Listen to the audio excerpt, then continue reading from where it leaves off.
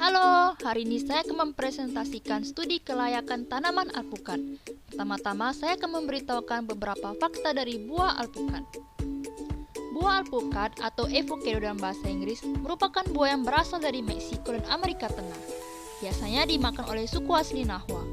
Alpukat menjadi salah satu buah tropis yang sangat difavoritkan karena memiliki nilai gizi yang tinggi.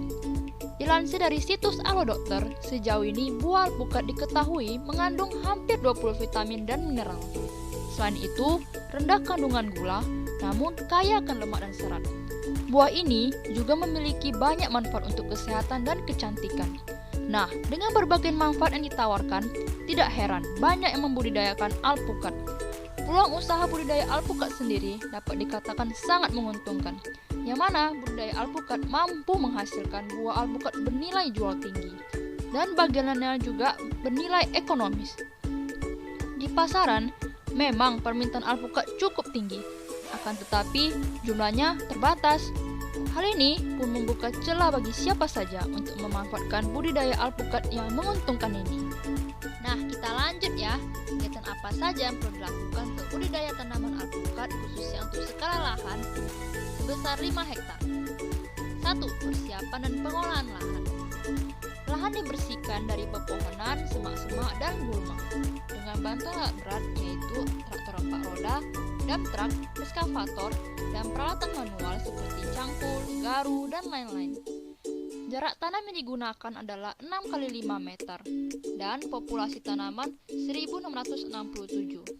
Kemudian lubang tanam dibuat dengan kedalaman 70 cm dan lebar 70 x 70 cm dan diberikan pupuk kandang sebanyak 20-25 kg per lubang pada tanah yang digali.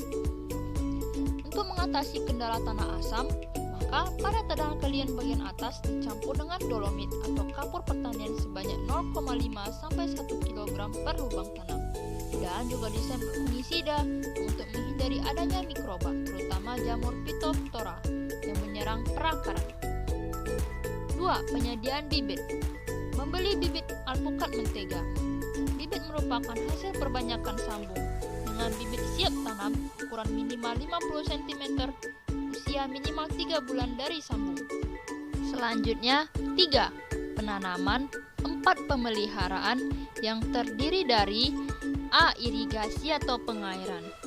Karena skala kebun, pengairan yang berasal dari curah hujan tidak mencukupi, sehingga menggunakan pengairan dengan sistem drip irrigation karena lebih hemat dalam penggunaan tenaga kerja dan air sebanyak 40% hingga 60%.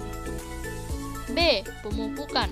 Pemupukan dilakukan secara teratur sebanyak 4 kali dalam setahun, dengan jumlah pupuk yang diberikan tergantung pada umur tanaman. Pupuk yang biasa digunakan untuk pemupukan adalah pupuk urea, TSP, KCl, Gandasil B, dan MPK 15-15-15. C. Penyiangan. D. Pemangkasan. Pemangkasan hanya dilakukan pada cabang-cabang yang tumbuh terlalu rapat atau ranting-ranting yang mati. D. Penggemburan. Harus hati-hati ya supaya akar tanaman tidak putus. F. Pengendalian hama penyakit tanaman. Baiklah, selanjutnya yang kelima, panen. Yeay! Hasil budidaya alpukat idealnya baru dirasakan saat tahun keempat. Pohon alpukat dapat berbuah di usia 3 tahun, tapi hasil buahnya tidak terlalu banyak, tergantung jenis alpukat yang dibudidayakan.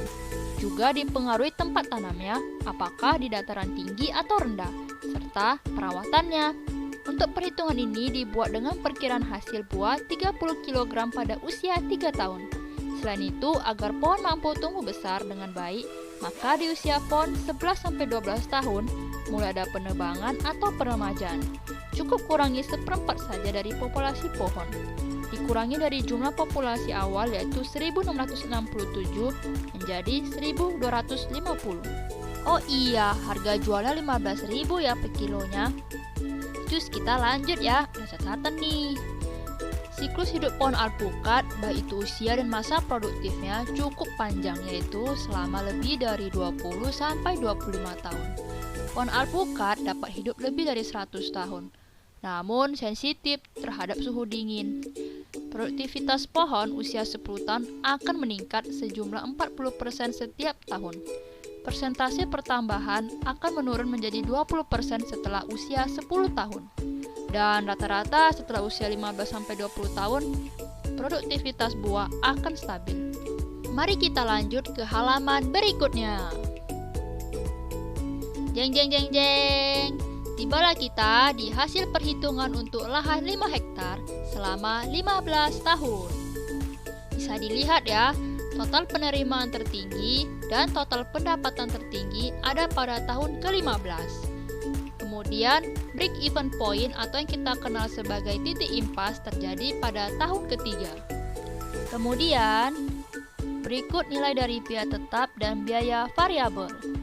Biaya tetap ialah biaya yang tetap konstan selama suatu periode. Sedangkan biaya variabel adalah biaya yang bervariasi dengan perubahan dalam jumlah unit produksi.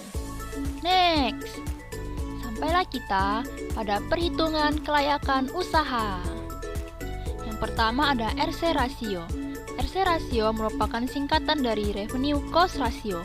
Ialah rasio yang digunakan untuk melihat keuntungan relatif yang akan didapatkan dalam sebuah proyek. Jika nilai RC rasio lebih dari 1, maka usaha dinyatakan untung. Yang kedua ada benefit cost ratio. Benefit cost ratio adalah sebuah perbandingan antara semua nilai benefit terhadap semua biaya. Yang ketiga ada net present value. NPV adalah perkiraan keuntungan yang didapatkan sebuah usaha di masa depan jika kita menanamkan modal dengan nilai uang yang sekarang, sehingga kita bisa memutuskan apakah investasi tersebut layak untuk kita jalankan atau tidak. NPV yang lebih besar dari 0 berarti investasi yang dilakukan memberikan manfaat, maka proyek bisa dijalankan. Yang keempat ada IRR. IRR adalah singkatan dari Internal Rate of Return yang menjadi salah satu acuan penghitungan efisiensi dari sebuah investasi. Secara sederhana, penghitungan IRR dapat menjadi dasar apakah sebuah investasi layak dilakukan atau tidak. Tapi kok nilai IRR di atas 100% ya? Dari sumber-sumber yang saya baca, nilai tersebut harusnya tidak rasional. Hal ini merupakan kelemahan dari penghitungan IRR, sehingga tidak semua penghitungan dapat menggunakan penghitungan IRR. Namun di sumber lain juga mengatakan nilai IRR yang lebih dari 100% itu memungkinkan. IRR hanyalah angka dan pada akhirnya tidak menunjukkan daya tarik investasi yang sebenarnya. Sebagai permulaan ada hal lain yang dapat dipertimbangkan seperti risiko, NPV, durasi, dan likuiditas.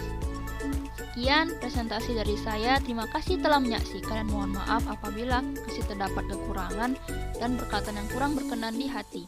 See you next time.